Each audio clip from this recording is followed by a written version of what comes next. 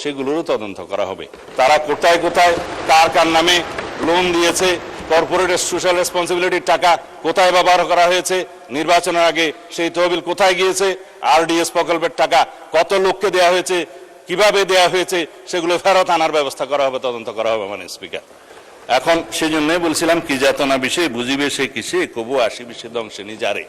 আমরা ন্যায় নীতি প্রতিষ্ঠা করতে যাচ্ছি আপনাদের আহ্বান মতো, যে এখানে দুনিয়াতে ন্যায়ের নীতি প্রতিষ্ঠা করা হবে, সৎ পথে ন্যায় আশা করা। সারা দুনিয়া জানে উনি জানেন না, উনার মতো একজন বিজ্ঞ মানুষ আমি এটা বিশ্বাস করি না।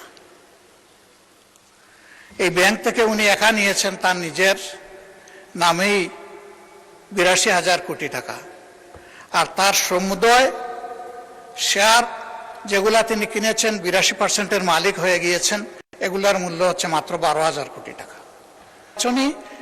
ফান্ডিং করা হয়েছে। আমি এটা পরিষ্কার জানতে চাই উনি জামাতকে এটার দ্বারা মিন করেছেন কিনা। যদি উনি মিন করে থাকেন, I am taking absolute challenge.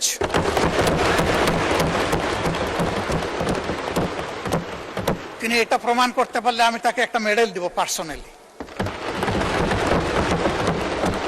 এরপরে কার ছেলে কার নাতি কোন কোম্পানি, শুধু ইসলামী ব্যাংক না, যে কোনো ব্যাংক থেকে চুরি ডাকাতি অসততার মাধ্যমে কিছু নিয়ে যদি আত্মসাৎ করে থাকে, তার ব্যাপারে অবশ্যই তদন্ত করে স্টার্ন অ্যাকশন দেশের বিদ্যমান আইনে নেওয়া উচিত। এটা আমি শফিকুর রহমান হলে আমাকেও যেন স্পেয়ার করা না হয়।